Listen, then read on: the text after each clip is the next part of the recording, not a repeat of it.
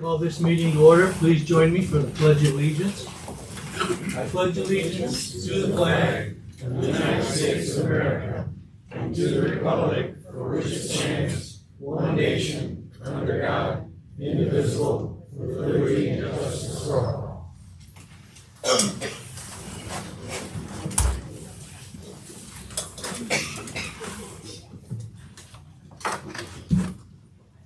All right, first up is the approval of the agenda. I will move for the approval of the agenda for July 23, 2024. Second. It's been moved and seconded. Is there any discussion? All those in favor say yes. Yes. Opposed say no. We have an agenda. Next is the consent agenda. I'll move for approval of the consent agenda. Second? Been moved and seconded. Is there any discussion? All those in favor say yes. Yes. Did you have something? Yeah, I have a couple things. Okay. First, I'd like to ask that the ordinance for the emergency spending provision for the general manager be discussed at the next work session or one of the next few work sessions. I just believe that it needs to have some kind of a cap or a maximum on it. Secondly, I would like to redress the issue of the mayor's conduct a couple of months back with his altercation with his neighbor. Since the last meeting ended so abruptly with public comment, no further comment, and a gavel, whenever since I've been on the council, there has always been an opportunity from anything else from the council before a gavel. I'd like to just point out that of the letters submitted in support of Mayor Salter, and I'm not talking about the two that were laying on the table when we got here, but the two that were listed in the agenda. Neither one of them addressed the issue brought up at the previous council meeting about aggressive behavior, loss of temper, or acting out in violence. Your support of the mayor's activism and visibility, which is what he is after, being recognized and seeing how many times he can get his picture in the local paper, are admirable for him. I can say that I'm very nervous about being in the same room with him, knowing that he can lose his temper at any moment. I'm not saying that the lady that he got into the altercation with is a model citizen. She's not. But that doesn't mean that violence is the answer to a drunken act. She obviously has some mental and substance abuse issues, which he knows, and a push or a punch in the back and a fist to the face are two completely different types of acts. Mayor? If you Point have had of order. Pardon me? We're on the consent agenda right now. Can we vote on that, please? Oh. Okay.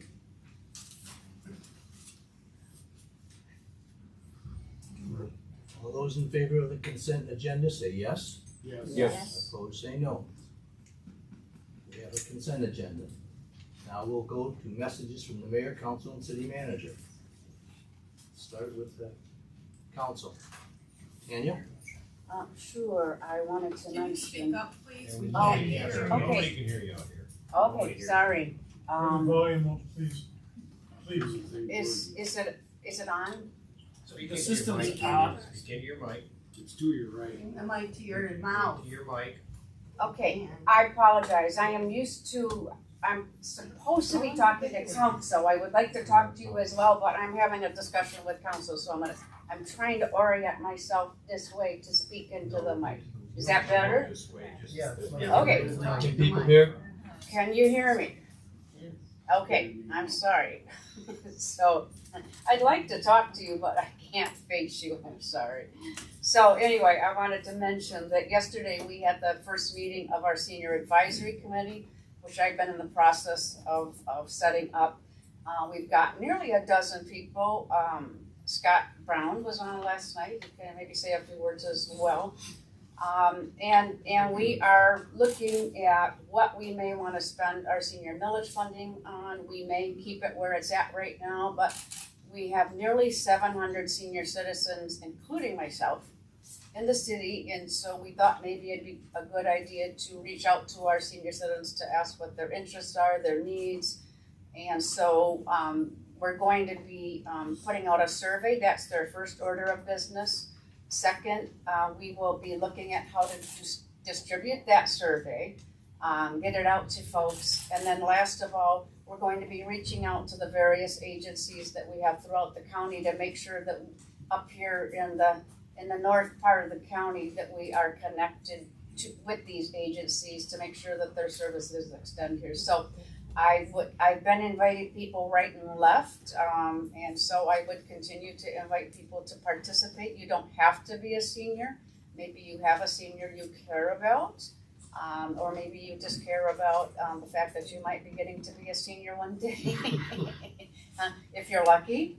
And so that's all I wanted to say. I'm very pleased to be working with the group. Our next meeting is next Monday at 4:30 at City Hall. Debbie?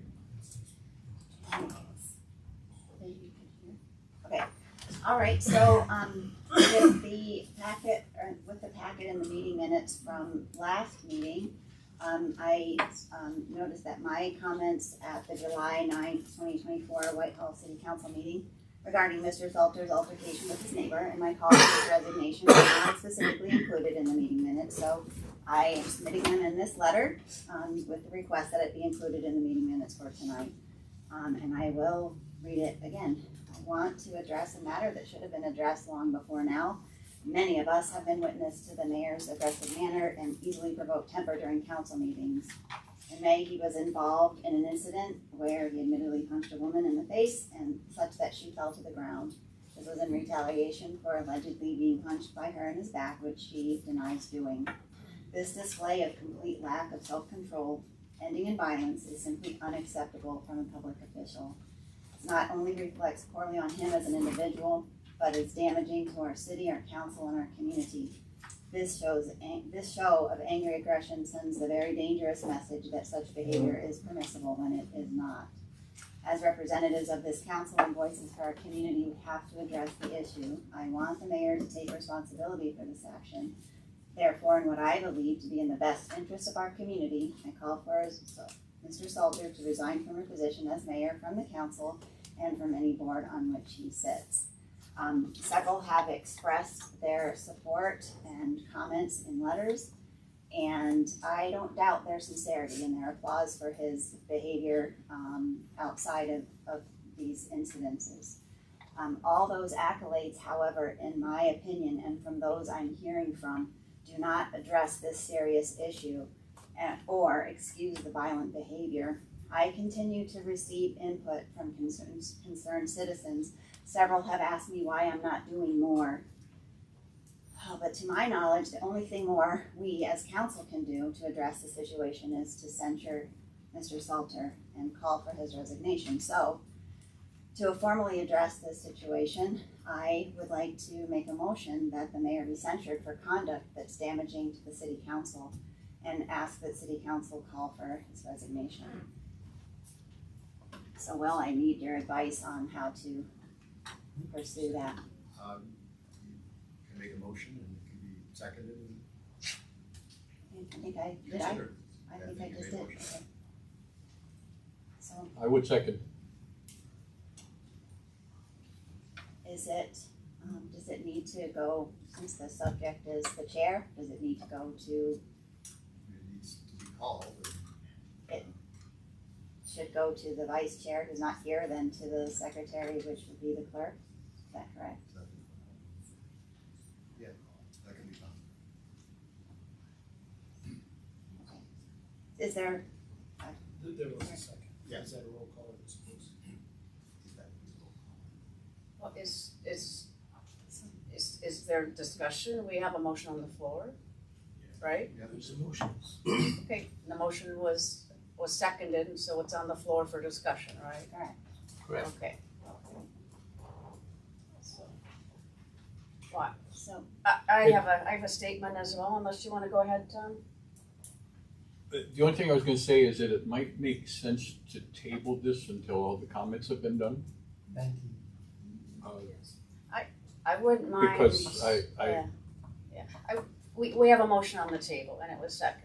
I wouldn't, I mean, I guess we could table it if, in respect that there are people who are, you know, I would, I don't know, do you wanna amend your second or your regular, or how do you wanna do that? what's the, You can do it, I mean, you can just table it and address it later in the meeting. Bring it up later in the meeting.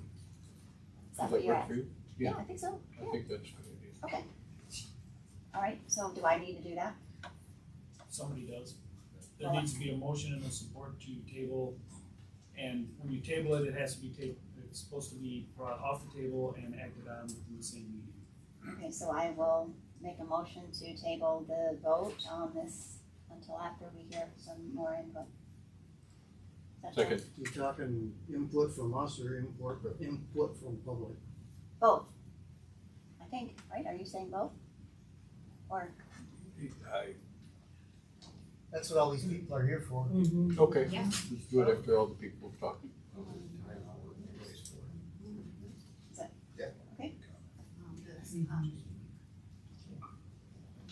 Do you vote, do we No, vote, that can vote just on be that voiced. then? Yeah. That doesn't, On the table?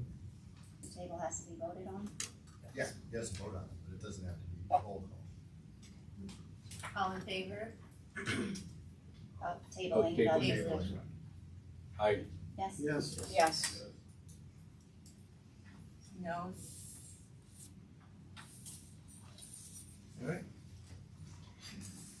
So you're done? I'm done, thank you.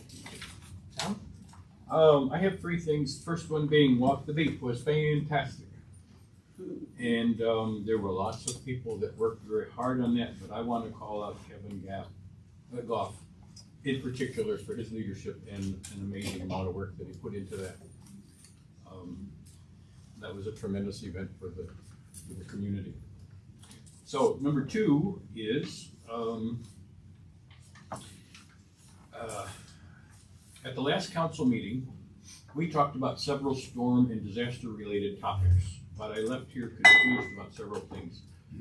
So I met with Renee Gavin, who is the director of Muskegon County Emergency Services, and I wanted to pass on several bits of information that I learned from her. And I'm just passing on input from her, not that I necessarily agree with it, all of it.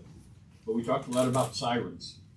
And she said there are only 2 sirens left in the whole county, and one of those is broken. I know that was an issue, especially for Tanya. Sirens are definitely going away, she said. They are generally only protect people who are outside. People who are inside usually don't hear the sirens because so often the televisions are on, music playing, and the houses are more soundproof now than they were in the past. Also in small towns like ours, there may not be someone available 24 hours a day to turn the siren on. And even if there is someone to do that, they might not get the alarm quick enough to set the siren off, is what she said. And Renee knows Tanya, and Tanya reported that, Tanya, Yes. reported that in 1998, you heard the siren at your house Yes, I did. in the middle of the night. Oh, in the Is morning, she- in the early morning? morning, and I Okay. went down to my basement, so Right. I surely appreciated it. But Renee said that's because you're so close to the siren. I don't. Anyway, everyone should be using their cell phones, is what she said, for emergency notices. You should not turn your cell phone off at night, which people reported doing last week. And you need to sign up for cell phone alerts. Concerning disaster assistance, I think somebody asked whether we couldn't get federal disaster relief. Renee said that you never go right to the federal government. First you go to the county government. I guess that I don't know what happened there if we did, or they just don't have any money available. Then you go to the state and the federal. But she said there, the state of Michigan's emergency disaster fund is empty, and has been for a couple of years. And it was apparently not a big enough deal to go for the federal to get involved. She said that the best bet for this instance that just passed is that we should contact our legislators who represent this district. And I don't know if anybody has done that. Concerning emergency plans, we are covered by the county emergency plan. Community emergency plan is not legally required unless the community population is over 10,000. We definitely should have an emergency plan on file with them, she said, but we have not submitted one. They do have guides available to help create a community emergency plan. Okay, that's number 2. Number 3 is for the mayor. Mr. Mayor, your plan to just remain silent and hope that your incident of violence would just go away is not working. It was reported again last week in another local newspaper, the White Lake Mirror. And while I was walking at Walk the Beat on Saturday, while I was working at Walk the Beat, 4 different people asked me about you punching your neighbor lady. And what am I supposed to say? I don't really know what to say to that. You portray yourself as an innocent victim who had to hit Mrs. Josephson in self-defense. But your feud with this woman is well known, has apparently been going on for a long time. This probably could have been stopped before it turned violent because we have a number of tools available for us to prevent violence. A good fence would help to keep the neighbor out of your yard. Having a camera or 2 might make a difference. You can buy pepper spray, and 1 shot of pepper spray would probably prevent her from trespassing anymore. And probably the best option is a restraining order, so that she could be arrested anytime she steps into your yard. But you chose to let the squabble continue until it became violent. At our past meeting, the past council meeting, there was a Mr. Cooper who reported that he talked with you, and you told him that you would hit her again. You know, so what the heck is going on? If council does nothing towards stopping this kind of behavior, is it possible that it could lead to a very expensive lawsuit for the city? I don't know. So far, you've just sat there and not responded. So at this point, I feel like I need to join a number of city residents and at least one other council member and ask for your resignation.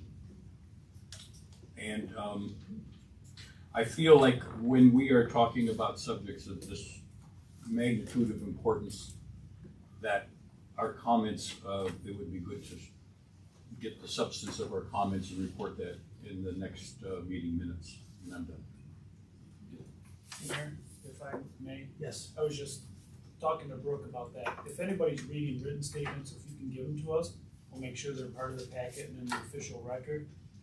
We have never done any type of verbatim minutes. Primarily, we focus on decisions that are made, but we did notice that, Ms. Hildebrand, that there was an omission on at least acknowledgement that you made a statement. So if you've got written statements that you're reading, if we can have those, so that Brooke can read it a little easier than trying to follow word for word, that would be helpful. Yeah. Well, it's in the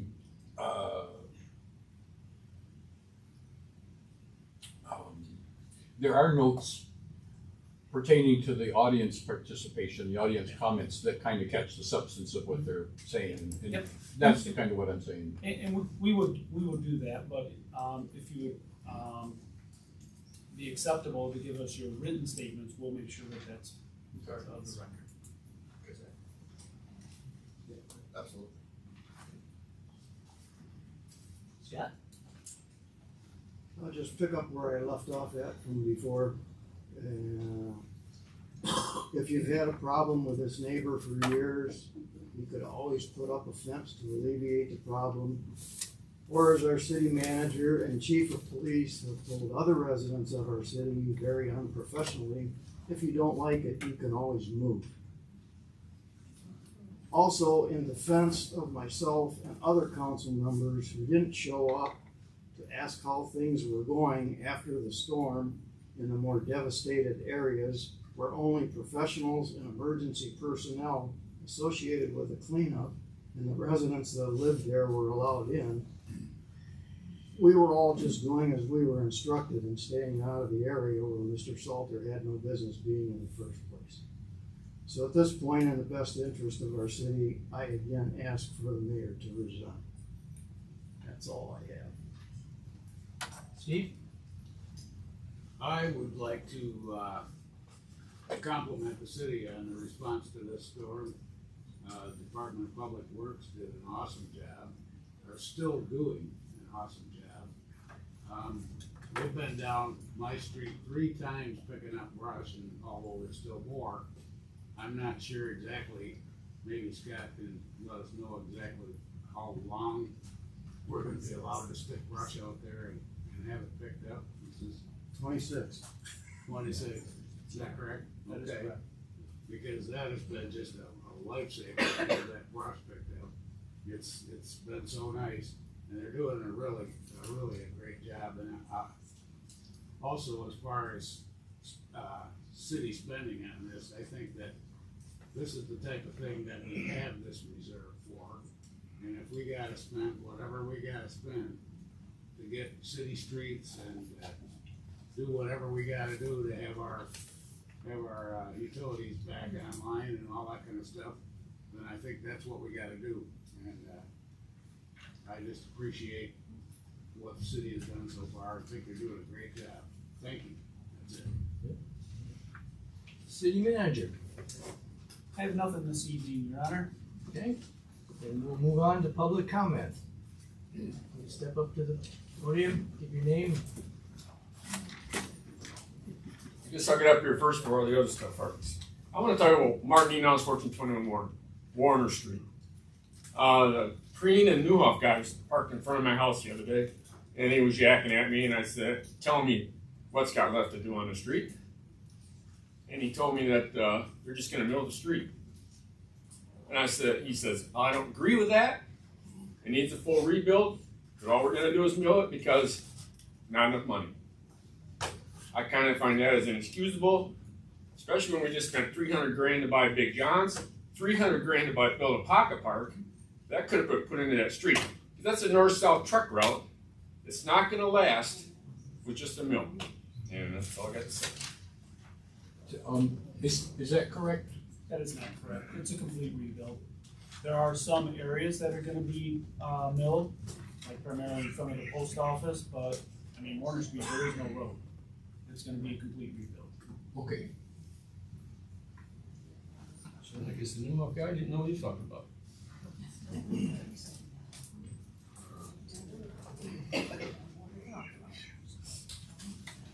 Hi, my name is, is this on? Hi, my name is Heather Dean, and I live at 9480 US 31 Montague. I am here to speak on Mayor Steve Salter's behalf. I did have a prepared statement, but in lieu of the comments that were said tonight, I am just gonna go off the cuff and speak from my heart. I find it absolutely egregious, number one, that you would discuss an altercation and somebody who was victimized, they had no charges brought against them. That was the decision, not of the city council, not of the city members, nothing. That was an investigation that took place, and they decided that they were not going to charge this man. They decided that he was the victim of this assault. And so I find it absolutely egregious that you council members who have called upon for his resignation are now deciding that you have the authority to do that, that you have the authority to usurp and circumvent the lawful investigation. And the other comment that I would just like to say, because I have known the Salters for over 30 years, and I also I have a degree in chaplaincy, and I also facilitate ethics. And that's why this is highly egregious. This is highly egregious. And the other comment that I'm going to say is this. I find it horribly offensive that you would suggest a victim of a crime could mitigate that crime somehow, and if they were not mitigating it, that somehow that they are at fault. That would be like suggesting a rape victim shouldn't have worn the short skirt. She should not have that, excuse me, Please. that is like suggesting that a rape victim should not have looked at her perpetrator. She should not have worn the short skirt. When you suggest that this man coulda, shoulda, woulda done all of these things, that's absolutely ridiculous. He is a victim, and all that is happening now is that he's being re-victimized. Do you think everybody wants to take their time out of their busy schedules? I guarantee you have not seen me before. No, we do not. But this needs to stop. And so the last thing I will say is, it is my request as a local resident that this man be left alone to go about his business, which it is the people's business, for his heart and his community and the will of the voters who duly elected him to do his job.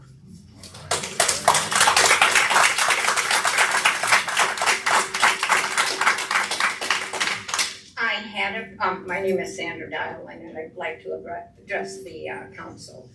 I had a prepared speech to make, but listening to the council just bothered me a lot, because you saying that you're now afraid of the mayor, you should be more afraid of me, because that man is not violent. I am way more violent than he is. That is just ludicrous.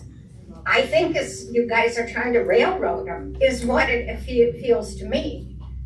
And as she said, that is not the behavior that I expect out of a council. And I'm moving to this city, I've bought land, and that bothers the heck out of me. Thank you.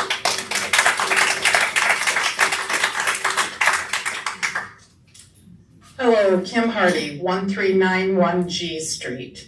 As far as I know, any business has a zero tolerance for any kind of behavior or violence. I don't see why our mayor shouldn't have that also. Even in school, kids are not allowed to defend themselves. They're told to walk away. So this is not like a rape man, no. And we do know that violence escalates. I agree and ask for your resignation. This is what a friend gave me that they got. Your picture's on the front page. This is what our neighboring communities know about us. And I think that's a shame or egregious.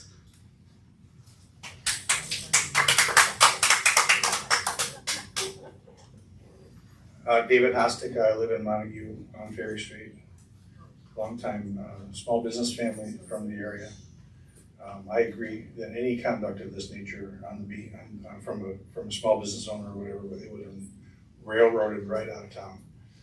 In my opinion, is any council members that sit up here, yes, I'm looking at you, Steve, that don't vehemently come out against the violent behaviors of the mayor are promoting violence as a way to solve our neighborhood disputes. So, by the way, what do you mean you recorded as saying, we live in a non-binary world? What's that supposed to mean? Do you have any response to that? What is that supposed to mean? I think you should resign. I don't think you should have been reelected in the first place, but I know you a little better than most of these people do.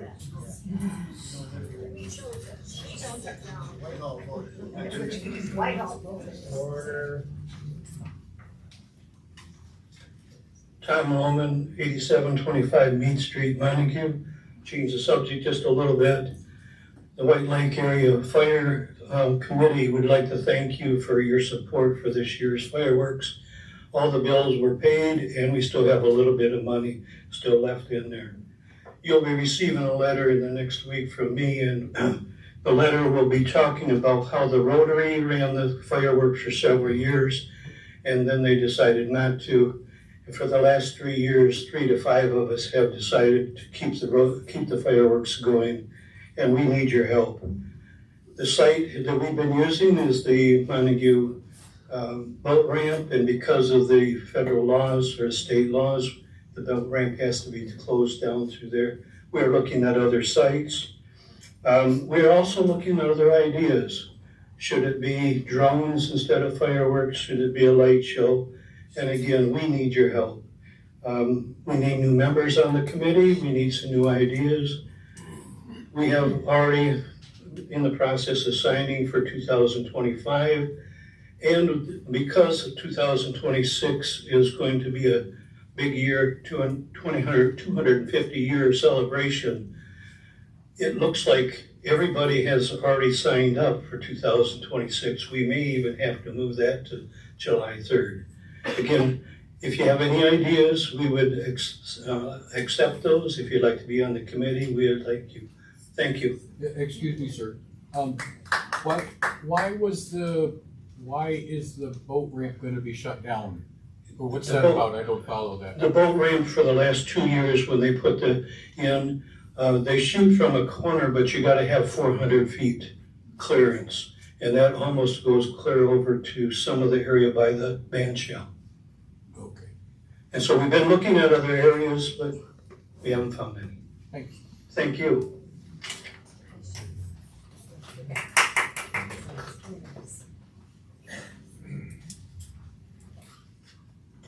I'll switch the subject back.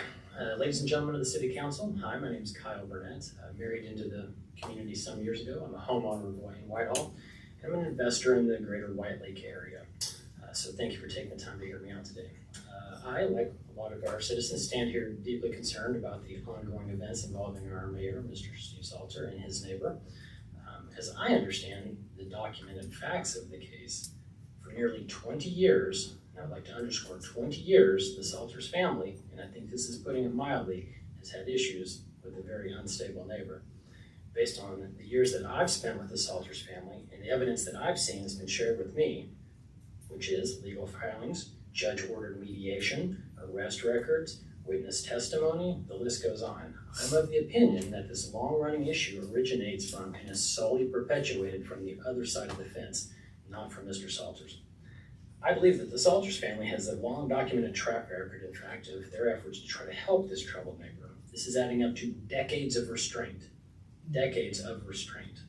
on their end to maintain peace and civility. So despite their best efforts to work with the neighbor, law enforcement, the courts, social services, and the neighbor's friends and family, nothing has helped. Not surprisingly, the situation escalated to exactly where you guys know this was, which is Mr. Salters was attacked by his neighbor while doing nothing other than mowing his lawn. And in an act of self-defense, he turned and struck his neighbor, who fled back to his house. As you guys are already aware, Mr. Salters did what any responsible citizen would do and would call the police. The law, which is absolutely no stranger to the attacker's address, took its course based off, as already stated, the findings. She was arrested, she was charged. Yeah. The question that I have for you and those condemning Mr. Salters of this incident is, are you aware of this documented history?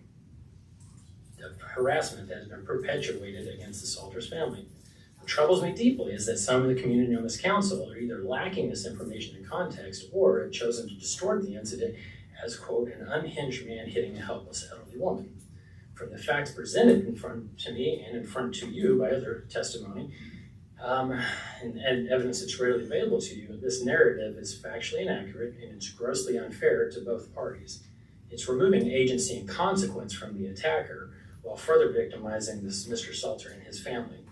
It's disheartening to see the acts that are being played out here in front of the council that are either based on being ill-informed or they're just purely being perpetrated in bad faith, seizing the moment to engage in what is clearly political opportunism.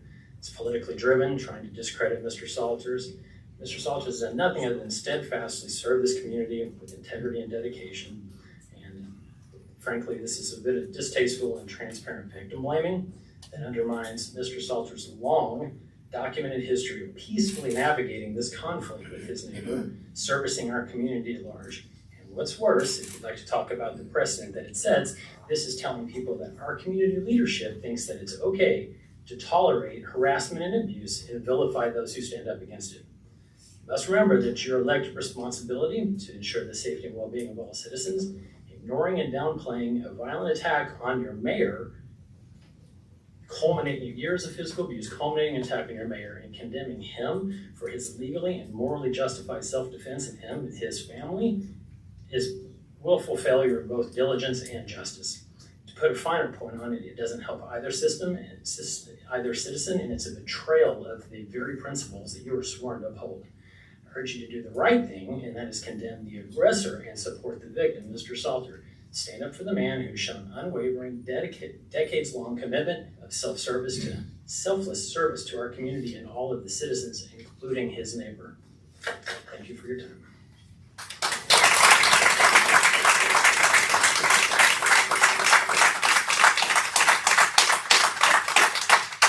It's okay, I have two other letters that people asked me to read for them, or definitely more brief. Go ahead.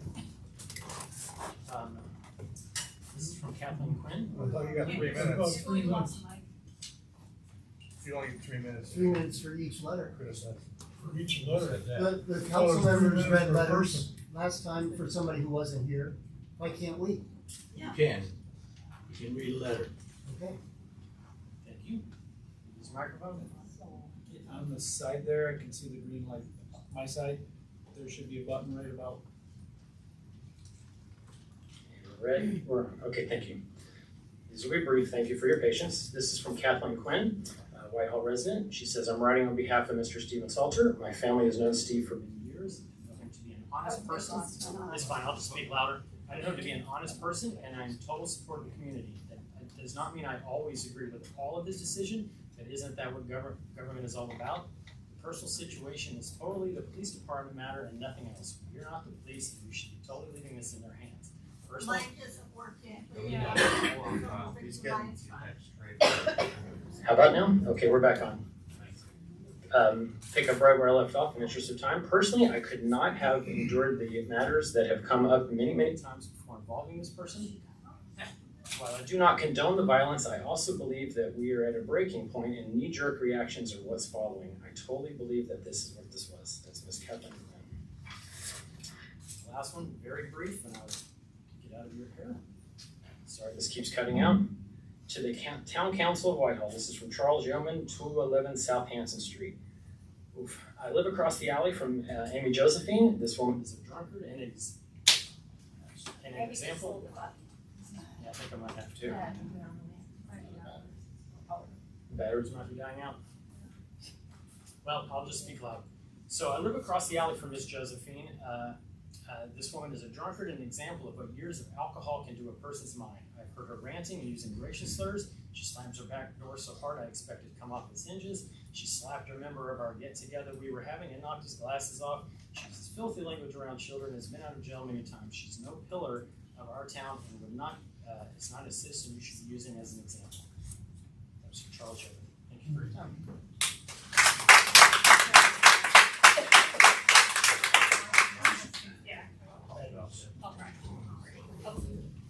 I talk loud, so trying to. Anyways, okay.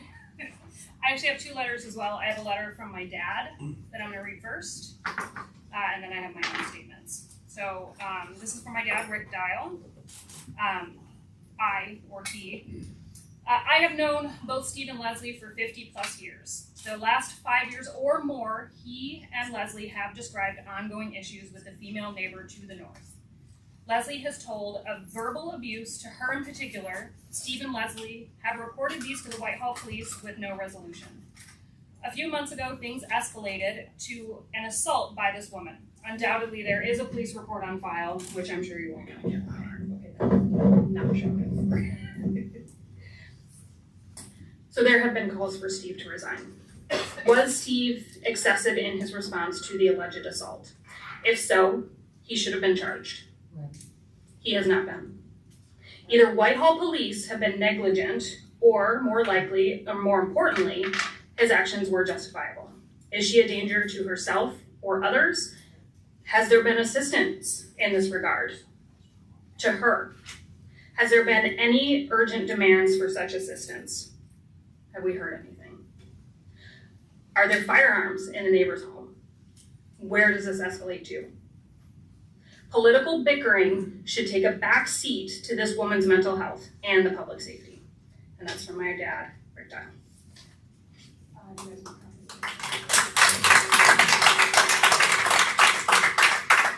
All right, so I have my own statement as well. So hello, council members. My name is Catherine Burnett. My husband Kyle just spoke. I am a homeowner of Whitehall, and I'm here to speak on behalf of our mayor. I've seen Steve attempted to be painted as a violent person, and I am absolutely dismayed to see this. I have a long-time relationship with Steve, and I can personally attest that nothing could be further from the truth here.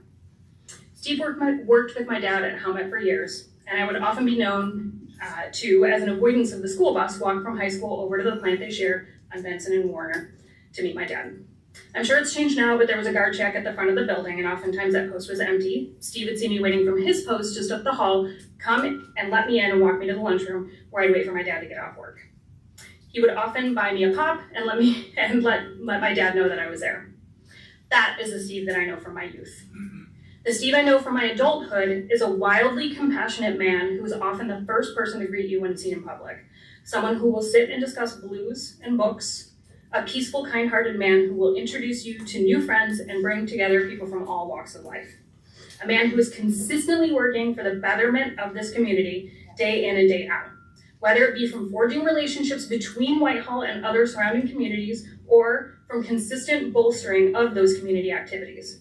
I have driven through town on 2 separate occasions this summer and seen him bent over in front of Pitkins in the pub on his hands and knees pulling weeds from planters. No cameras around, just doing it for the county, right? Last week he was cleaning the curb on Colby Street, broom in hand. And when I want to know what's going on in Whitehall, or even Montague for that matter, be it an event, a street closure, updates on the storm damage, closure of the bike path, his Facebook page is the first place I visit. In fact, out of curiosity, I scrolled his Facebook page, and since June 1st alone, he has posted or shared 196 individual posts about Whitehall, highlighting Whitehall. Yes. These are either from local businesses or from the City of Whitehall departments, the police department, arts council, the visitor bureau, info about feet on the street and walk the beat updates. We get shares of the food specials from local restaurants like the Gnarly Heifer, Mylands, Pub 111, summer hours for places like Peekadills, Dairy Treat. We get updates when Pitkins or the police department update their profile picture, for heaven's sakes. Additionally, he highlights posts from the surrounding communities, kitchen updates from Busy Bee, artists playing at the Montague Bandshell, and when North Grove had their fire, I learned about it first from Steve. And he had shared the subsequent updates about their progress and rebuild. I actually wanted to tally the entire amount of posts that he has shared since the beginning of the year, but I legitimately got dizzy while scrolling. So, what I see is a man who shows up every day for this community, and what I want to know is, where are the rest of you? What are you doing daily to support us? Because what appears to be happening is that a few of you are latching onto and sensationalizing the story of a man dealing with years of verbal and emotional abuse for your own personal gain, and that's reprehensible. There's documented evidence of years of pathological abuse from that woman to Steve and his family. I have and can submit screenshots from the Whitehall police blotter where they were called to the block of his street on 18 different occasions in the last year. Now, I'm certainly not happy that things have escalated, but in the end, I side with law enforcement on this, who made an arrest, and that person was not Mr. Salter. Right. My final question is just this. What are those of you who are asking for his resignation doing? Because what I see is a man dedicated to the community, out here helping every day, and there's not a peep from the rest of you, except to glom onto a story to justify your personal dislike of a man, from what I see, who actually gives a damn about this place. Right.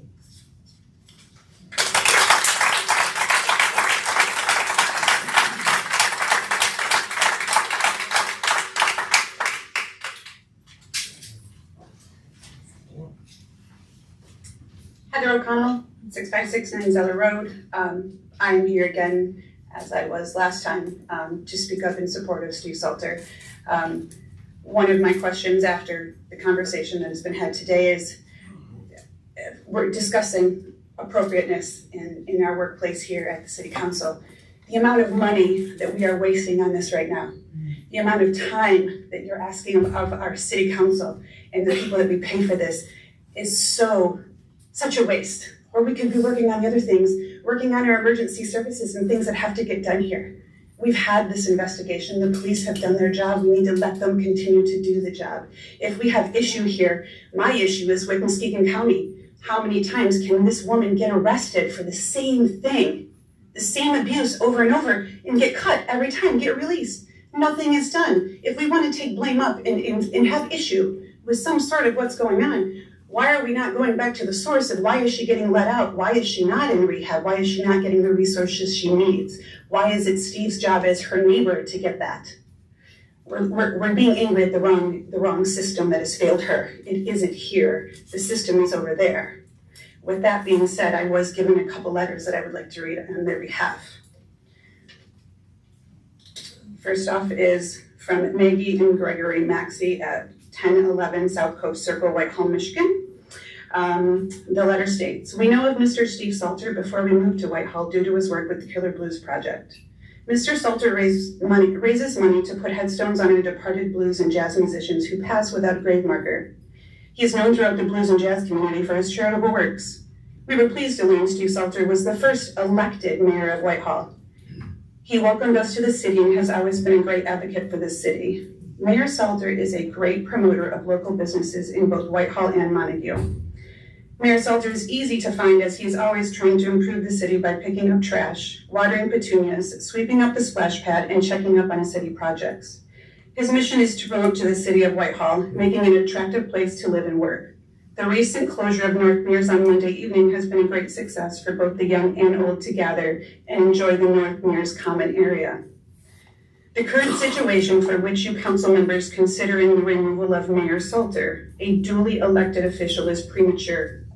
The woman involved in the assault of Mayor Salter has an extensive rap sheet, 27 pages, which we handed out. Excuse me.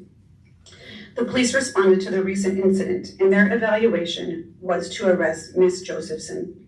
The Salters have had the misfortune of living next to this individual for many years. She is not only an alcoholic, but a repeat offender. The level of harassment that they have had to endure living next door to this individual is unimaginable. In closing, I hope that this will encourage you to look beyond this one unfortunate incident and look at all of the good Mayor Salter brings to the city. His constituents know Mayor Salter well and encourage the council to reconsider any motion to remove him. And my last letter is from Regan Osborne, 12 years old.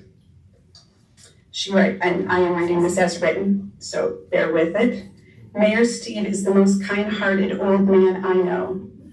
He has spread so much goodness to Whitehall, and his actions have made this a better community. There is no doubt in my mind that he will continue to go the extra mile to clean the goose poop off the splash pad, help out with petunia patrol, and make the whole room light up with a smile as he walks. Whitehall needs out Steve. If you unelected him, a piece will be plucked out of the Jenga tower, and like it or not, this town will crumble. Mr. Salter gives life to the saying, let's work together. So as this letter is being written, I'm hoping that you can all realize the love and effort our mayor gives to this community. Please give your love and effort not only to the community, but to Mayor Steve. Regan Osborne, 12 years. Thank you.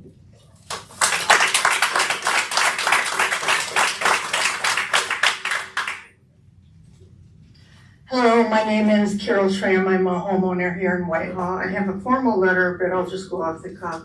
I've known Steve and Leslie for many, many years, as well as knowing Amy Josephson and her partner Pat for many years. I think that we're lucky to have Steve's service in this community. He really cares about the community and is his number one priority. I feel really sorry for Amy.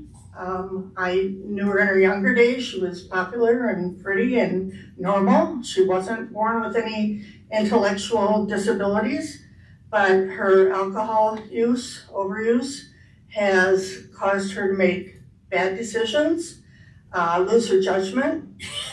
She gets violent when she's drinking. I firsthand witnessed violent episodes with people in the neighborhood. I do live in the neighborhood. Her family with her partner. It's not just Steve.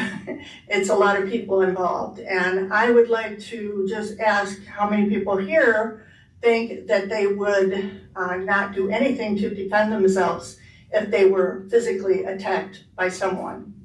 I don't blame Steve for what happened. I feel sorry for Amy. She needs help, and the system is failing her. She really needs, I used to work with community mental health. She needs to be mandated for mental health treatment and medication. There is medication to keep her off alcohol. I think that would really help, but nobody's doing anything for her. Unfortunately, Steve and Les have their nice little house there, and they've had to put up with it for a long time. And it came to a boiling point with Steve, but it's also come to a boiling point with a lot of other people surrounding Amy. So it's a bad situation, but I don't think Steve should be held at fault for this. It's not his fault, and we are lucky to have him in our service, and I'm in support of keeping Steve in his position. Thank you.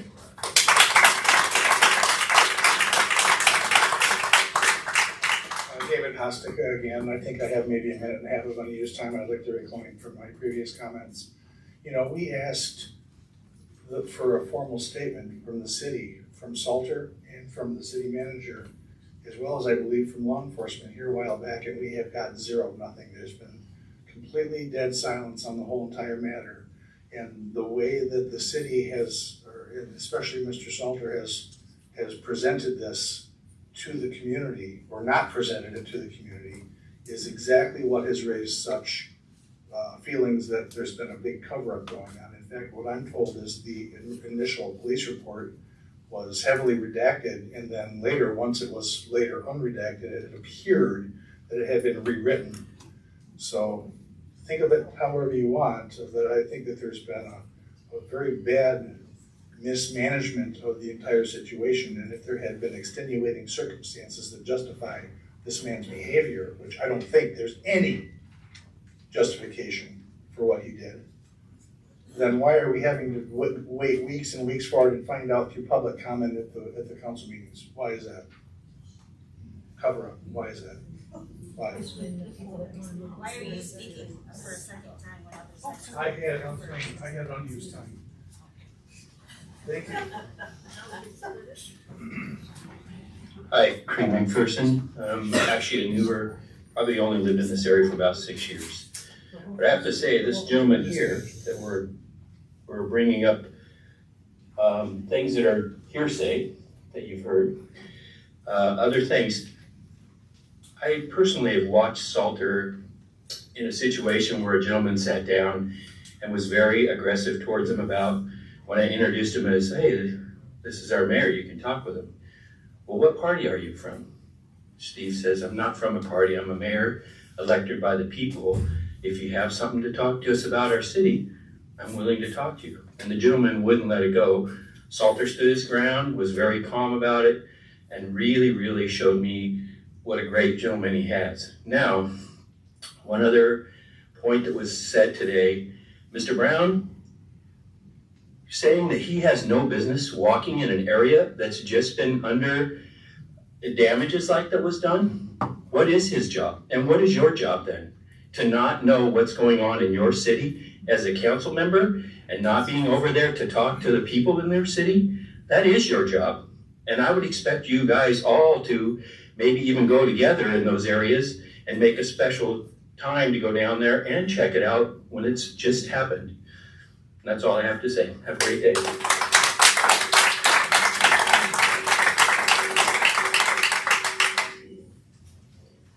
Laura Abramson, I'm a resident of Whitehall, and as other people have said, it's been established that Steve and Leslie Salter have had an issue with this neighbor for quite some time, since long before he became mayor.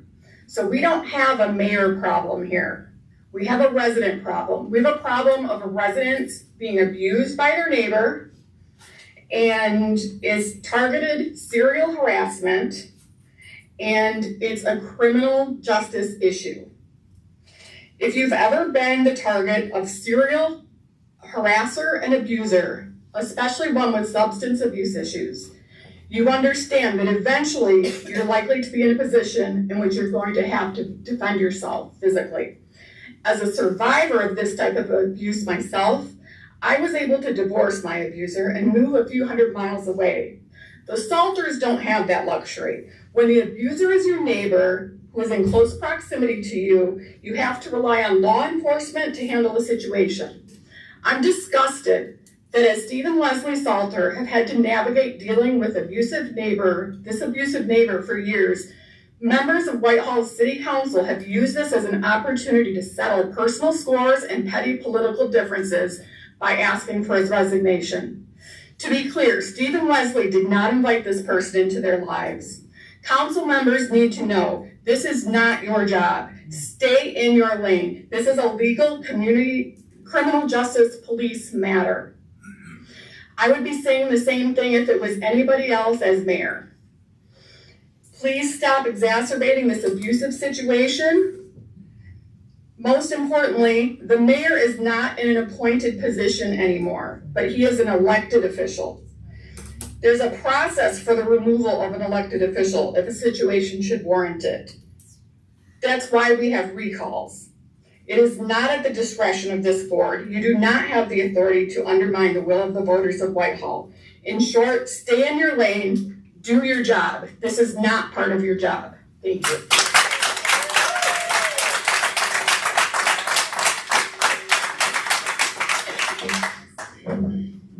Hi, Eric Harsh, 1511 Moody Street in Whitehall. I'd like to reflect on a couple of things. There's, of course, a lot of things I'd like to say, but Scott, I mentioned that I saw Steve on his bike in my neighborhood. Do you know when I saw him there? Before the police were blockading. I was talking to him when he was talking to Chief to get that set up. So he was out within the legal rights, looking in his community and making sure people were okay. He asked me personally, as I'm walking out of my house, shell-shocked, do you need anything? Where were you? Where were you? Don't worry, he was on his bike.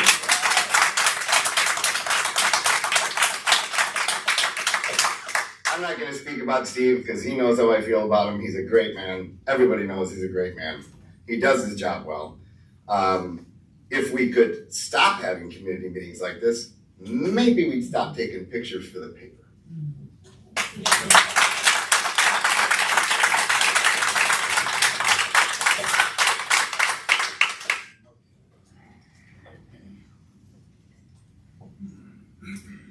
I've got several letters.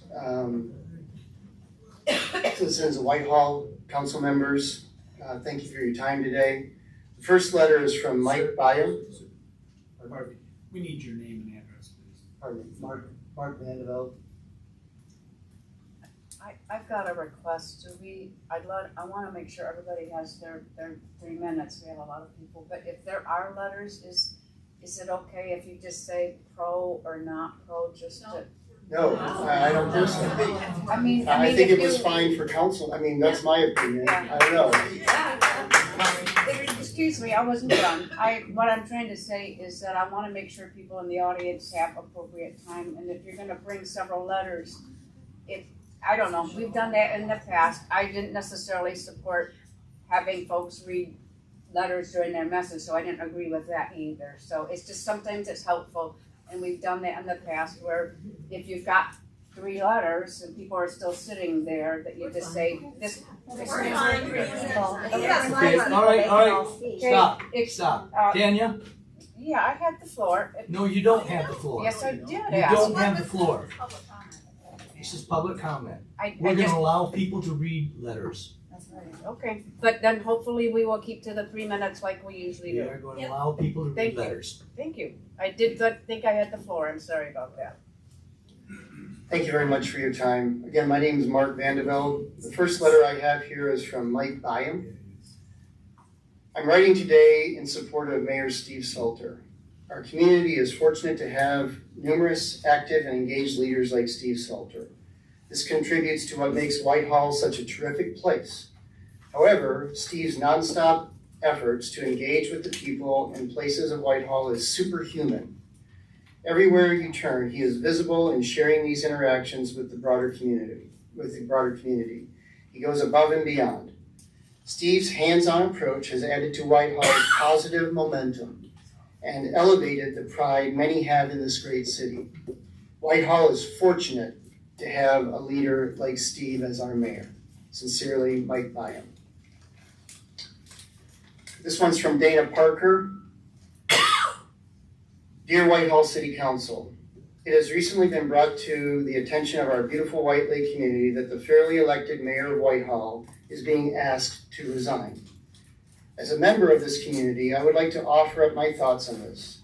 I believe that Steve is a very humble public service and shows his love for this community daily, not just at election time. I think that a person's true personality comes out when people are not watching. You can spot him pulling out weeds, watering flowers, riding his bike to check on various projects and activities all over our community. He has served his country and runs an amazing nonprofit, but you all know this.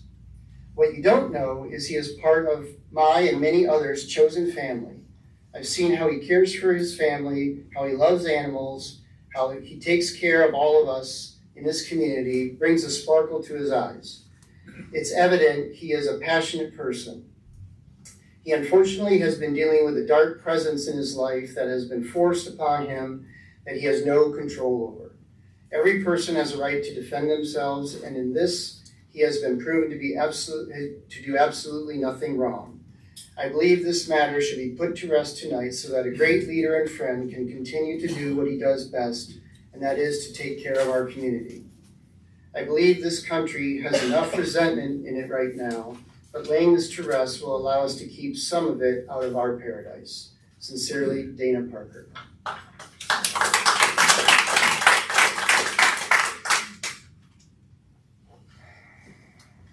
This one is from Richard Shields.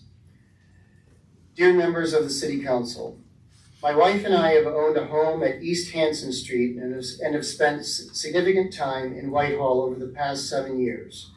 Our residence is near the homes of Amy Josephson and Steve and Leslie Salter on Livingston Street. I have recently learned that 3 City Council members recently read letters accusing Mayor Salter of inappropriate behavior during an incident involving Amy Josephson in an effort to force him to resign from his office as mayor of Whitehall.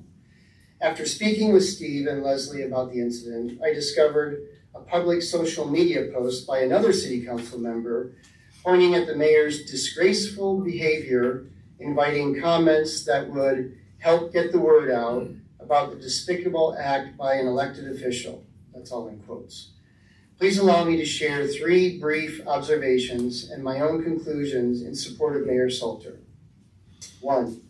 On June 27, 2024, WZZM13.com reported that Amy Josephson was facing charges by Muskegon County Prosecutor's Office for allegedly punching Mayor Salter.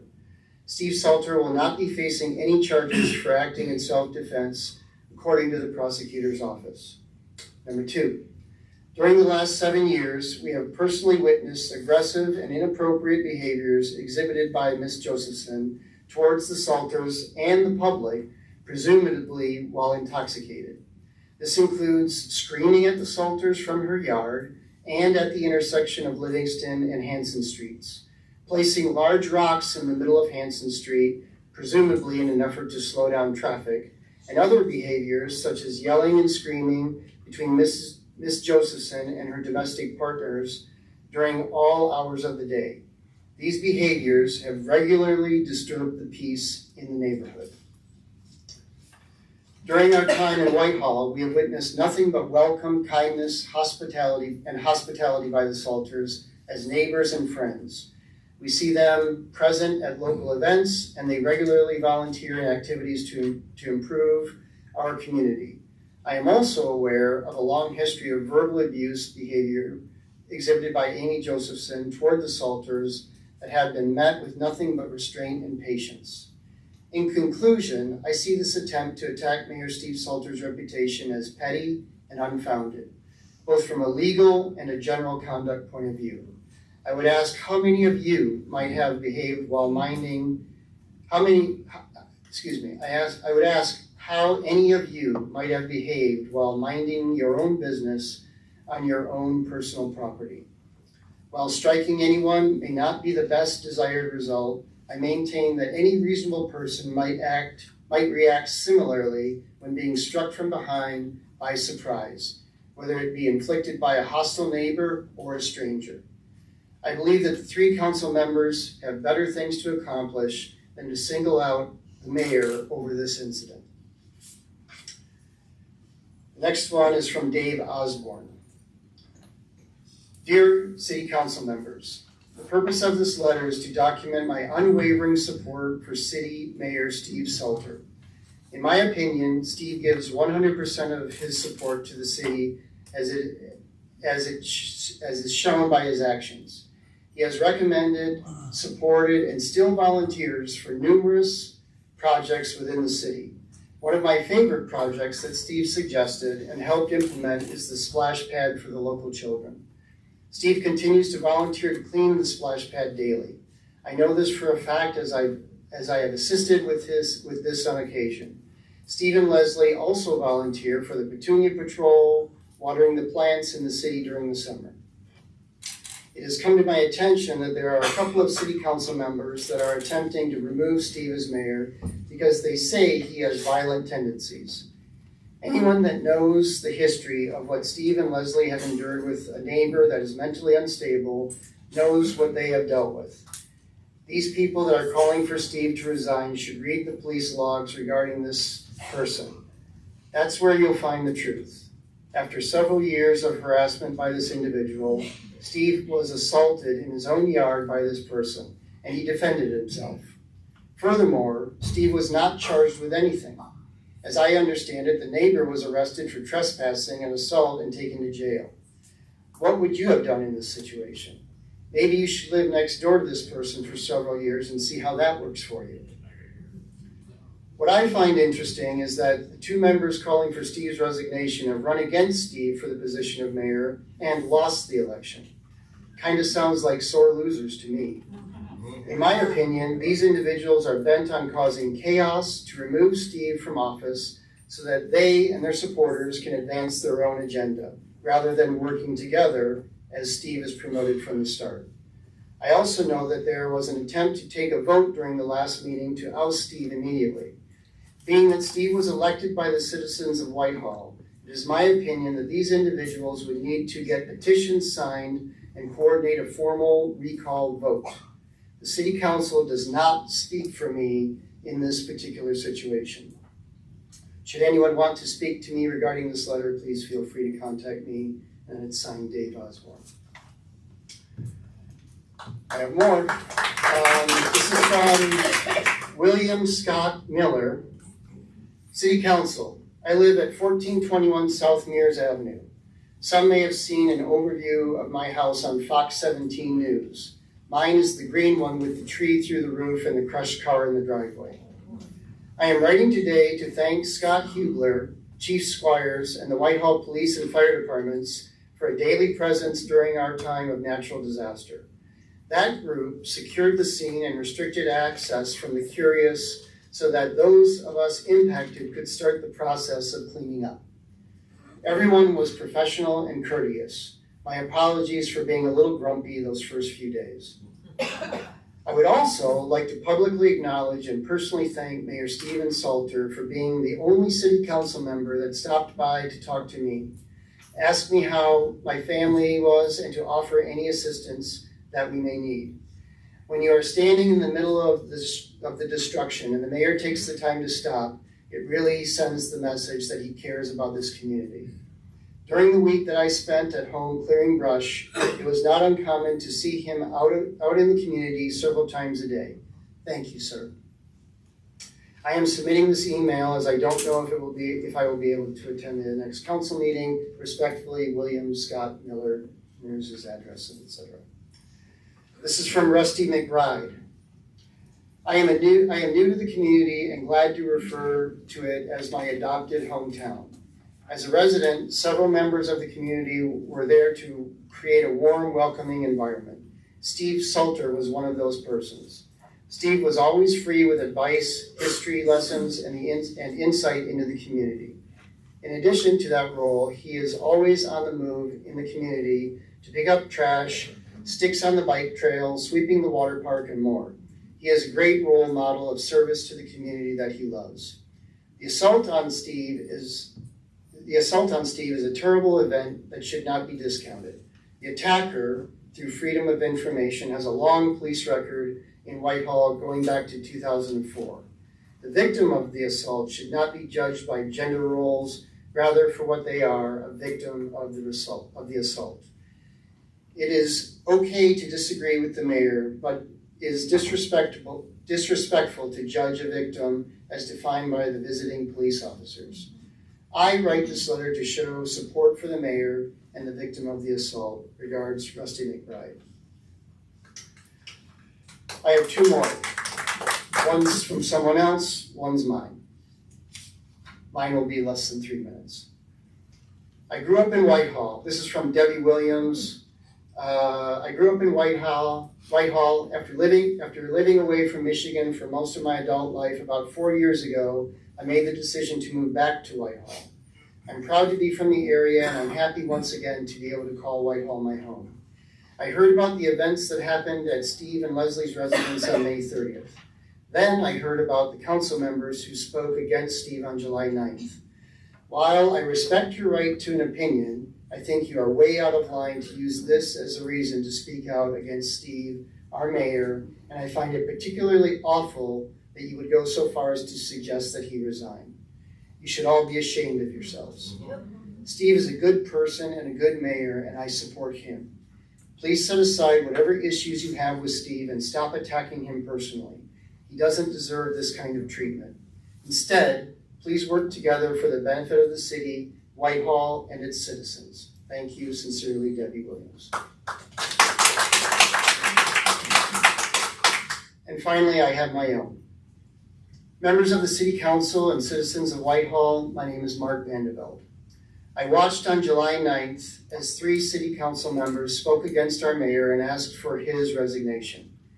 Having listened closely to the various comments, more than just once, but several times, I still struggled with the question, why? Why are you asking for his resignation?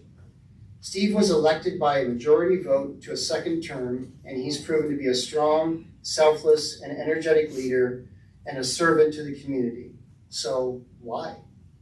Well, what are the facts? On May 30th, there was an incident at the Salter residence between Steve and the neighbor, Amy Josephson. The police were called, and a police report was made. Based on what I read in that report, it is clear to me that Amy was the instigator and the aggressor. She went to Steve's property, initiated verbal and abusive, insulting language, and when Steve turned away, she struck Steve in the back. While I feel compassion for anybody struggling with what seems to be an addiction and perhaps some mental health issues, I also feel that once Amy initiated the aggression, Steve was within his rights to defend himself on his own property. What did the police and the county prosecutor decide to do? After arriving at the scene and investigating the complaint, the Whitehall Police Department arrested Amy, not Steve. They charged Amy with assault and battery, not Steve. Amy spent the night in jail. Then, a few days later, at her arraignment, the county prosecutor didn't simply drop the charges, the assault charges, as Sandra Gibbs's letter said. What really happened was the county prosecutor agreed to a plea deal with Amy and her counsel. Amy was allowed to plead guilty to a lesser charge of disorderly person in exchange for dropping the assault and battery charge. In the end, Amy still pled guilty to a charge that was the result of her actions on the day of May 30th. Of course, council members, you could have and should have already known all of these facts well before your attacks on Steve at the July 9th council meeting. So what? What I don't understand is, how can you members of this council demand Steve's resignation? Imagine if you were in a similar situation, and I invite anybody here to imagine this. You're at home on the weekend, minding your own business. Someone comes onto your property uninvited, picks a fight with you, you defend yourself, the other person is arrested, then you go to work on Monday, and certain people want your resignation? I think one or more of you have an axe to grind against Steve, and you thought this was your chance to run him off. It's not right.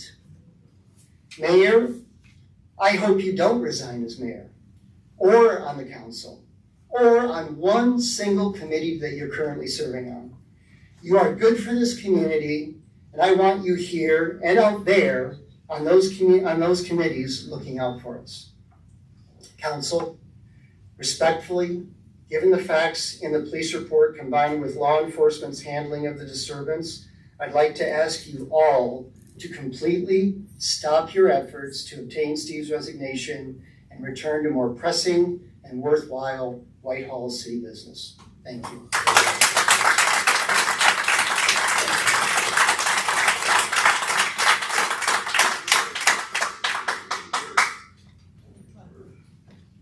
Is there anyone else that would like to speak?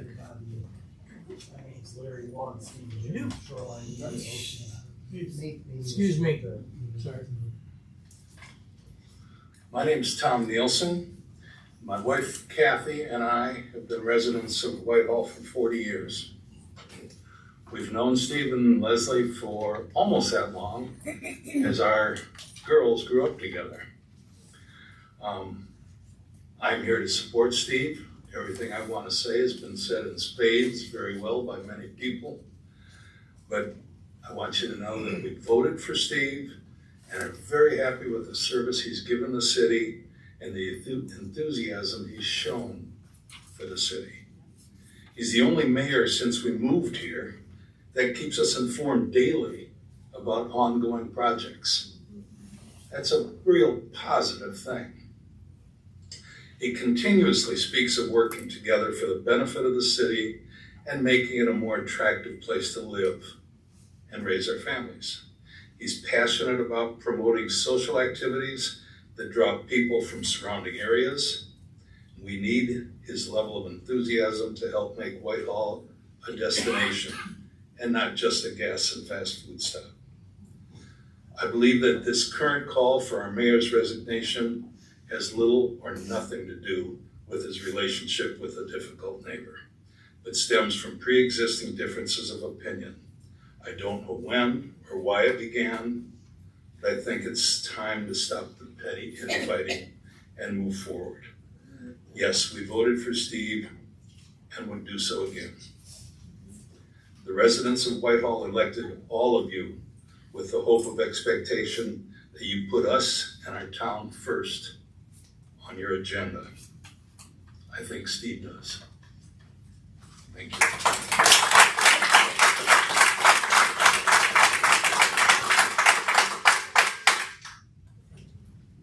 Anyone else like to say something? Good afternoon. I'm speaking not as a resident of Whitehall, but as a guest to you all this evening. And so sorry to break up the conversation this evening, but I would like to come just to introduce myself. My name is Kendra Robinson, and I speak loudly, so is it okay if I just turn this way? Is it okay? Yes. All right. I'm Kendra Robinson. I'm running for judge in our county. I work as a public defender, have been so now almost 9.5 years. I am coming up on election, not the August, but November. I did run 2 years ago, was unsuccessful. But where I started out was family courts with neglect and abuse kids, and unfortunately juveniles who are in delinquency. I transitioned to district court, and I'm now working as a public defender in our 14th Circuit Court every day with our most at risk when it comes to their freedom. I deal with only felony defendants. And I can tell you every single day I'm in the court, I've been under every single judge in our court, and there are inconsistencies that are far surpassing anything you'd ever see on News 8, News 13, or News 3. I am tired of it. I know if no one else speaks, nothing will ever change. I know that people who are not violent offenders should be offered an alternative in their sentence, but I absolutely know the law should be followed as it is. And when people, or especially judges, are interpreted the way they want it to, then it's time for somebody to speak up. I thank you all in this community. It is such a lovely community. I love it when I come to Whitehall. I started this mentor group about 4 years ago called the Aspiring Law Ladies, where I mentor young ladies in high school who actually want to go to law school. And this year, Whitehall had the biggest crew at MCC of almost 22 students. So yeah, they showed up. One of those students actually returned this year to our community and actually was an intern from the City Public Defender's Office. Her name is Emily, and she is wonderful. But anyways, I would like to give you all of the information. I know you have business to attend here. I'm not gonna speak about anything this evening about what you guys have going on. I know it's pressing on your hearts, but Mayor, I would like to thank you for coming to my meet and greet after the 4th of July. You met my father and he's talking about some conversations you had. My daughter was soaking wet from the splash pad. He found something to dry her off, and I don't know, she was just happy. But so, this is a beautiful city and a beautiful park, beautiful residents. I hope you all can come together and figure this out. Thank you for your time. Thank you. I'll leave some in the back. Thank you. Good evening, Kevin Goff, 1010 South Coast Circle. Fresh off Walk to Beat. I'm the director of Walk to Beat, but I really would like to acknowledge the 10-member executive committee that made Walk to Beat possible. And our 2 advisors, Mayor Salter and Mayor Lohman, and also our city managers who were very helpful. We had 108 volunteers this year, all Whitehall, Montague residents. And from what I hear, it was a very successful event. In a couple of weeks, I'll come back with a more comprehensive report. But well, in addition to the report, I'm also going to talk a little bit about Walk to Beat 2025 and if it will happen and how it might happen. And I do plan on having a meeting with area residents and groups and people involved in the cities to see what we can do to make this thing happen again in 2025. This will be my last year as the director, so again, more in a couple of weeks. Thank you.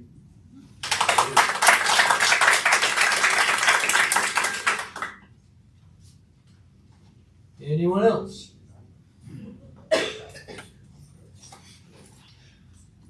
John Hanson, 312 South Division. Good evening. Yeah, I just don't know what to say about all this. I guess if you have such an issue with what's already been established, and then maybe you should be talking to the police department and changing something there, because it's the police that did the ruling or did the arrest, and the ruling's been done. I just don't get what all the problem is here. I would like to see everybody just work together and let's move on. That's it. Thank you.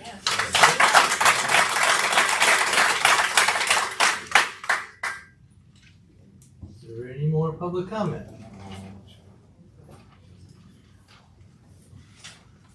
I am Joe Brightwell, 119 West Obel, Whitehall, Michigan. Your husband was my first friend in Whitehall when I was, well, not much taller, but Steve, good to see you. Hey, I've never been to one of these meetings. I read something about the big building going on the corner, and people had all kinds of opinions on it. And I said, man, I need to make it to a council meeting. And I never expected this. Steve's a good man. I've known him over 20 years. He's always been respectful. He's always done a great job. I hate to see you guys attack him like that. I was really shocked. I was like, ooh, this is almost like one of the Maple Beach Yacht Club meetings or something. Everybody's got an opinion in there. Nobody wants to agree on anything. But I'm hoping you guys can pull this together and make it work, because he is a really good guy. Thanks.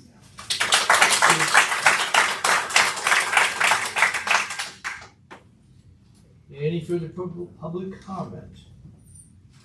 Okay, then we'll move on to old business. I don't think we have any old business.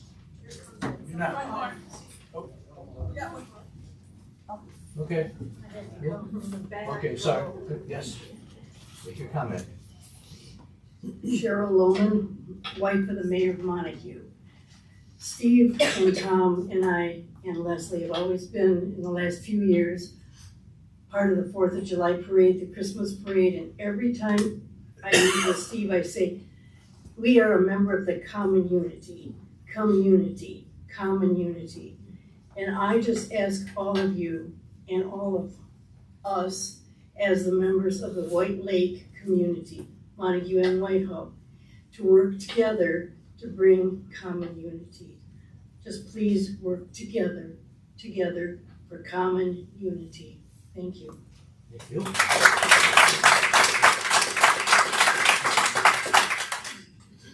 All right. May I? Yes. I would like to thank all of you guys for coming. Can you hear me? Sorry. I am thankful that you have come and shared your thoughts. I don't know that side of Mr. Salter, but as I mentioned before, I do not doubt your sincerity, and I appreciate you speaking up and talking about the situation. It was my intent to talk about the situation because it felt to me like it was being not talked about, and I was getting comments that somehow it's my fault, that I'm doing something wrong by not talking about it. So thank you for your thoughts. I do not condone violence to respond to this situation. I don't know, I don't have the history, I don't, but I think there's help that's needed. I'll just say that. I don't want to condone the behavior. I'll just say that. However, I would like to withdraw my motion to,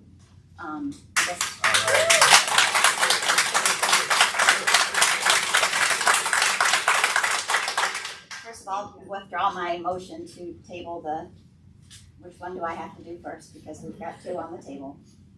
Or off the table, which is it? We approved the motion to table, so I think this would be to withdraw the motion to, essentially, whatever your motion was, you would withdraw that motion. Okay, so I withdraw my motion to censure Mr. Salter. I don't, as I say, I don't like the violence. I don't want to say that I approve that, but I would like it if this council could work together. I appreciate all of you coming to help us to get on that path. And next time we have a meeting, please come back. We don't have to have a major upset in order to have community participation. We need you guys. You showed up today to help us see where we need to be, and that's together. So please help us continue to do that, and with that, I withdraw my motion. Oh, Steve, do I need to do anything else? Hold on. There. Do you have to have a vote? Yes. Yeah, that's what we were just talking about. So you can withdraw your motion, but I think somebody would need to second my withdrawal. Sure. Second. Thank you. Thank you all for your help and patience. Mayor? Are we clear? Do we have to vote? There would need to be a vote on it, but as there's been a motion on the floor to withdraw, there's the opportunity to comment on that motion. It hasn't been called yet, so comments can be made. Comment on that motion. I did prepare a statement for today's meeting, so I'd like to know where you want me to handle that. Is this appropriate, or should I wait till another time? It's for withdrawing the motion to censure. I think this would be the time, if it relates to this motion. Okay. Well, and I apologize because I have spent some time on this, so I appreciate your coming here and providing your views. I think it's important to address this sensitive and challenging situation. I apologize, I have to read because if I don't, I'm gonna forget what my points were. But I want to first express my heartfelt compassion for everyone involved in what happened. I think it's deeply troubling that a long-standing personal dispute escalated to physical confrontation. And my thoughts are with all parties, and I'm hopeful that this does not happen again. I know based on the history, it is likely to happen again, but I just, as someone who has lived in Whitehall all my life, I find it very sad that we have these situations that the people have to deal with. I had decided to vote against the motion if it was gonna go forward, and to be very honest, people who know me, you know, I've been on council with the mayor in the past, and we've had our differences. We've had our differences of opinions, but I have put those issues behind me, and I wanna focus on serving our city effectively and collaboratively. Yeah, I think you get to a certain age where you just don't wanna have more drama. So, while I find the whole incident regrettable, I think, like people have mentioned, the context and the details of the situation are crucial. And I want to note here that I'm aware that the mayor was not charged with any crime, and what he did not constitute grounds for criminal charges. I have to admit, as much as I would hope that I would never hit anybody, I would probably feel concerned, fearful, or threatened if someone came onto my property uninvited and hit me, and I can't say for sure what I would do. I do believe in focusing on our primary role, which is to govern and serve the city of Whitehall effectively. We face numerous challenges as a small city, but we have a lot of opportunities. I'm really glad to see you all here. Often, we don't see people here, and we don't often get feedback on the direction that we're going, unless people don't like it. So, you know, keep in mind that as much even as you may be dismayed with some of the folks here, we do show up for 2 meetings, the second Tuesday, and we show up for the 4th Tuesday, and we do that regularly. And so I think showing up, it takes time out of your life, and it takes time if you're gonna do the job right. I have told people that I would like to show what good government is like. Everybody's within probably a mile of City Hall. You know people, you see Steve, you see us. Some of us do work, by the way. I do work, I still work part-time, remotely in my house with dogs as my co-workers. So if you ever knocked on the door, I would know that you were there instantly. But I think showing you what good government looks like means finding ways to unify and to work through our differences. I think it's important, one of the important points that I want to mention is that I don't want to deny due process. We were all elected. I don't think it's up to me to take your vote away. Whether I like or dislike the mayor, whether I like or dislike anybody else on the council, I don't feel like it's my role to take that away.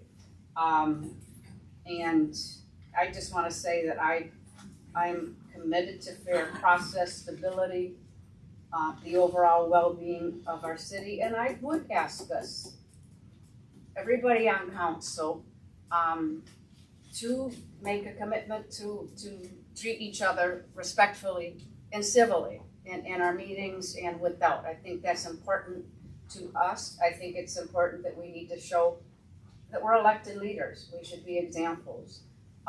And so I just want to reaffirm that. I will certainly do so myself.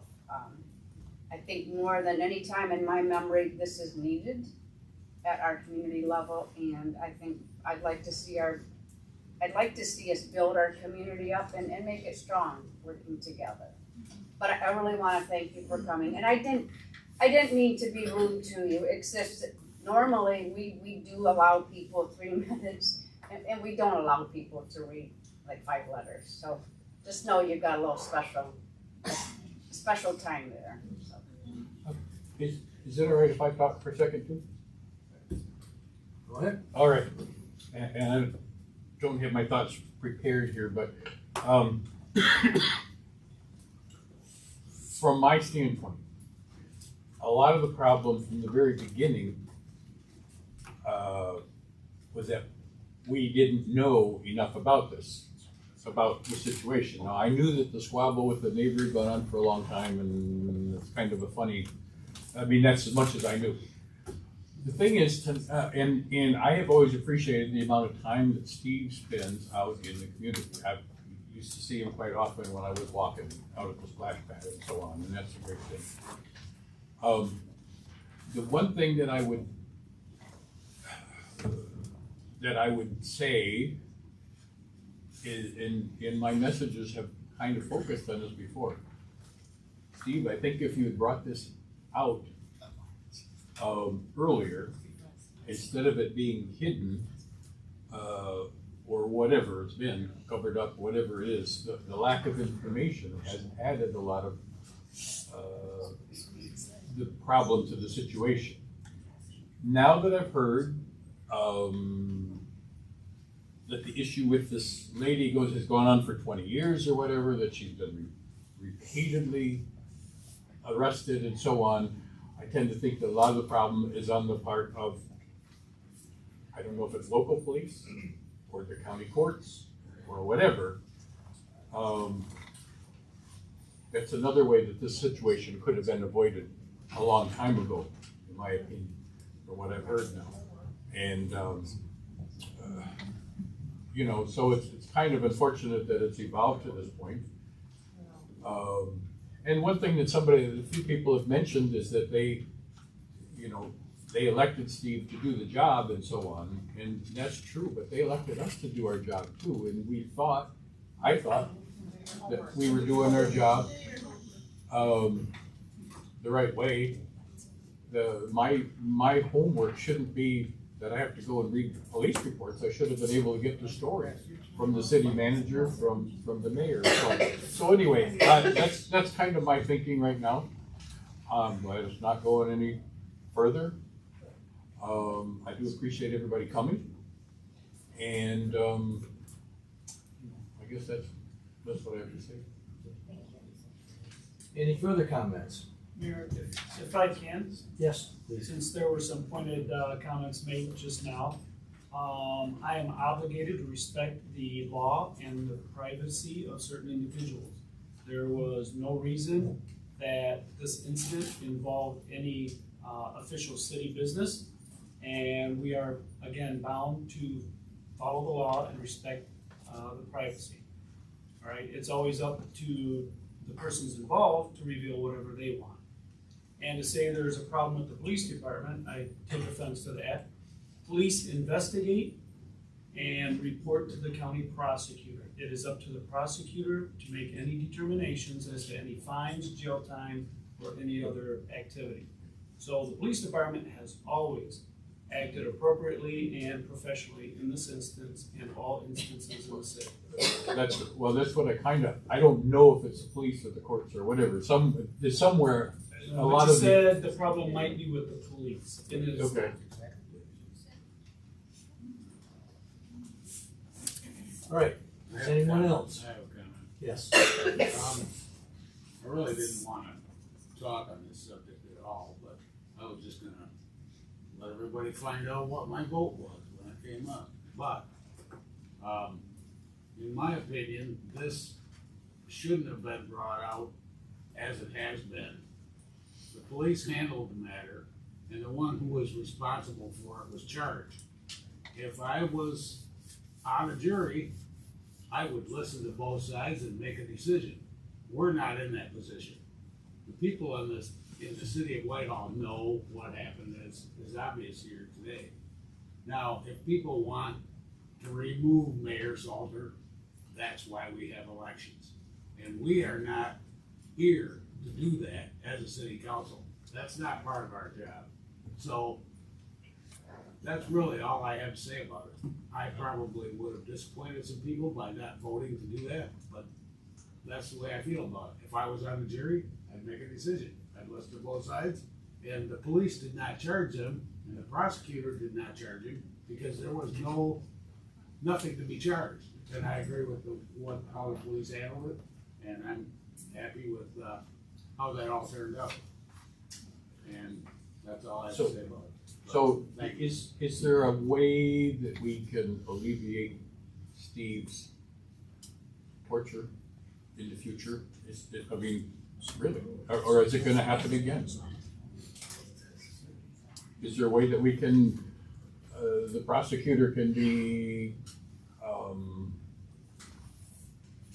handle the situation differently, or county, some agency, I don't know. Well, I don't know if Will wants to speak to it, but it's totally within the prosecutor's discretion as to what charges to file. The prosecutor is an elected position. If the community is, right? You turned and looked at me, I'm like, oh. No. Is an elected position. If the community does not like the way they are prosecuting cases, then the community has a right to vote them out and get somebody of a different disposition in. But the police, again, they report, they do the investigation, they turn it over. It almost sounds like the intro to Law and Order, but that's what happens. It's up to the prosecutor. He or she has sole discretion. And I do know that they speak to the victims quite often. There's a very active victim rights program going on right now. In fact, we got a letter. There was some gentleman who vandalized some city property. And I was kind of surprised because we actually got the victim's declaration statement, which we didn't really fill out. So again, it's up to the prosecutor. There's nothing we can do other than perhaps express our opinion, which may or may not be taken into consideration. I guess the only thing I would add is that that's on the prosecutorial side. There are civil options that the mayor could, if he wanted to, try to avail himself of. And those are independent of anything, again, that the city would do, related to the neighbors or issues. There can be civil things that are done, but they're not something that the city would be involved in at all. All right. Would a restraining order solve the problem, or would that not do anything? That's, I don't think she's that's not the comply city's with right. anything. Just for your information, I sought a restraining order, was court-ordered mediation with the individuals. We had mediation. The mediator said these were the worst individuals they've ever dealt with, and there's no chance that mediation is gonna help. So, I believe we have a motion on the table. We do. It needs to be voted on. Yes. Could we read it again so we know what the motion is? The motion is to withdraw the motion for censure. Okay. Withdraw that motion. And a request to resign. And the request for resign. That was part of the motion. Yes. So, do we need a roll call? Nope. I don't think so. Those in favor of this removal of that motion, say yes. Yes. Those opposed, say no. Okay, the motion is approved. I believe we can move on to new business. Designation of Michigan municipal voting delegates. Scott, would you like to? Yep, this is an annual request from the Michigan Municipal League during their annual convention. They have a number of resolutions, legislative principles that get voted on.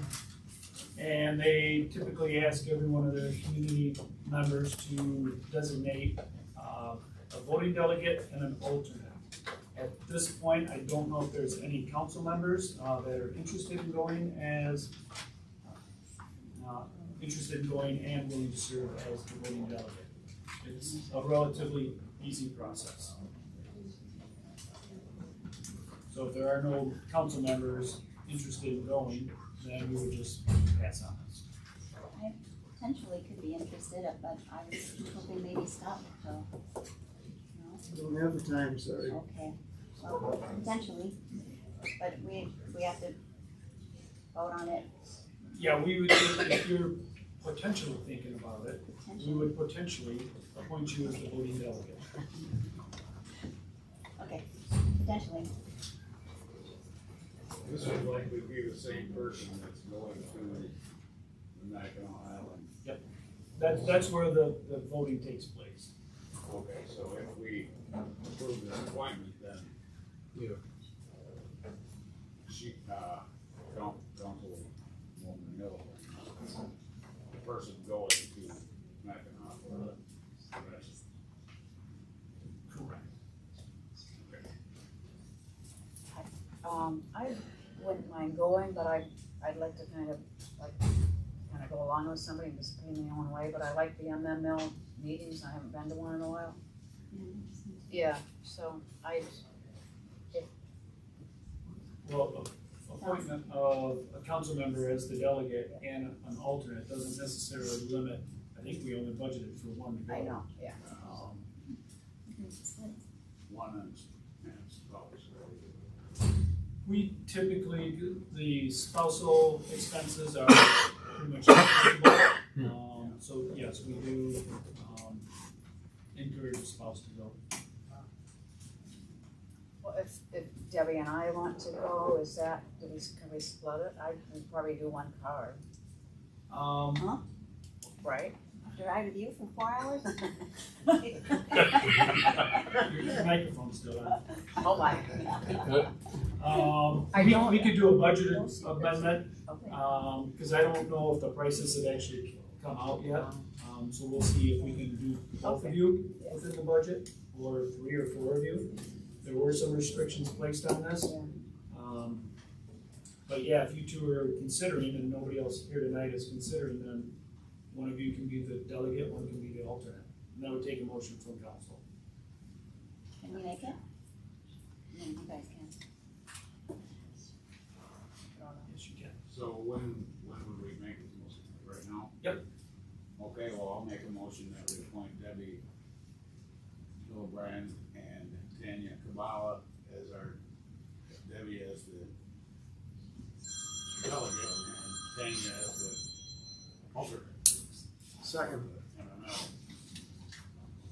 All right, it's been moved in second. Is there any further discussion? I think as a financial measure, we need to.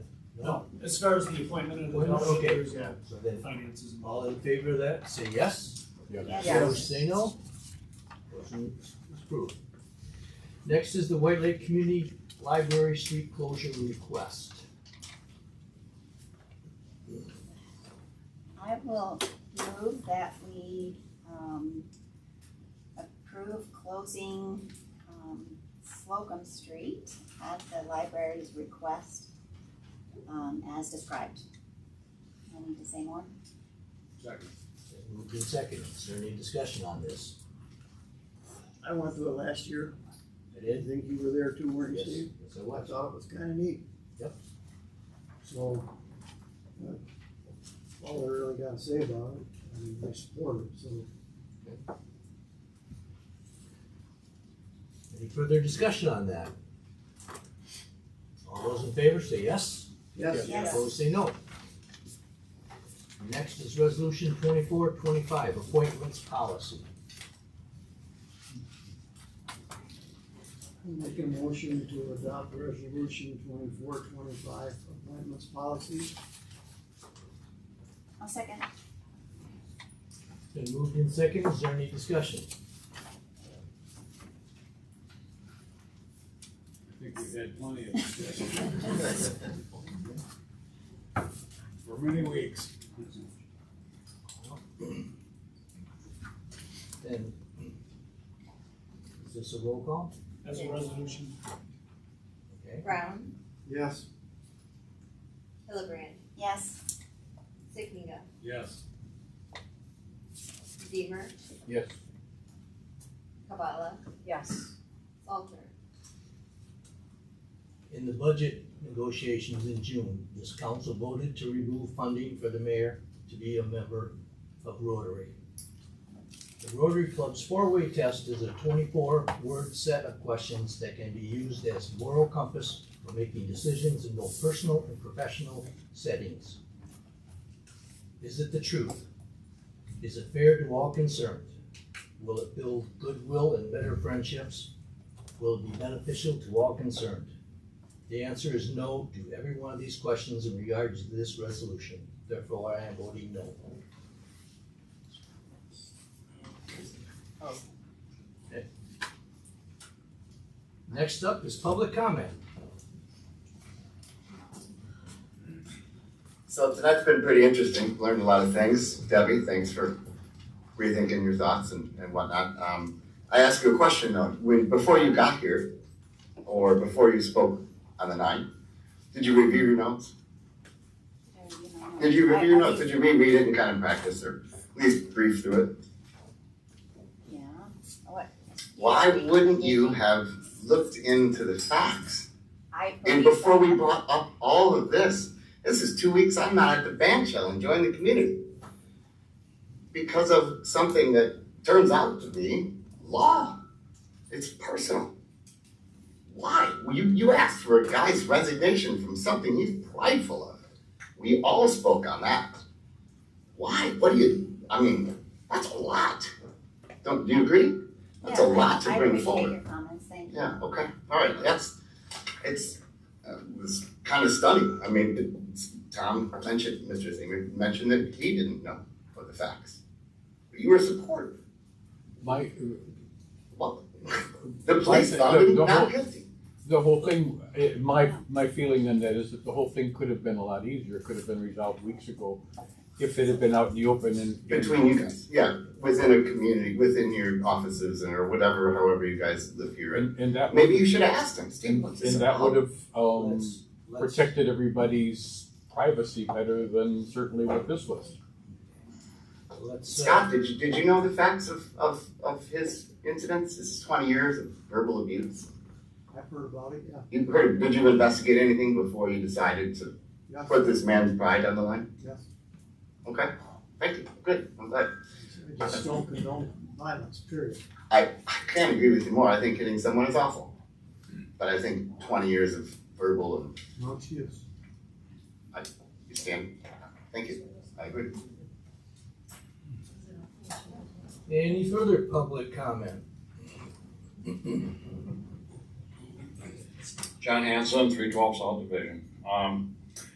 So I paid my taxes this year, and I was told, okay, I'll give you a whole story. I paid the taxes, and they lost my check, and they asked me to write another check, which I did, and then, but I had to stop payment on the other check, which was cost me $33.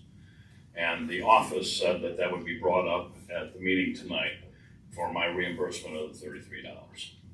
So I'm just bringing it out in public. It wasn't my fault. I didn't lose the check, but I had to stop the payment before I could issue another check. So. Yeah, I'd appreciate a refund. Thank you. It's in the bills. John, it's in the bills, you will be reimbursed. Oh, thank you. Check's in the mail. In the mail. So, anyone else have anything else they want to say before we adjourn? Okay. I want to say thank you all for your support. I want to say to this council, let's work together for the interests of this community. We're adjourned.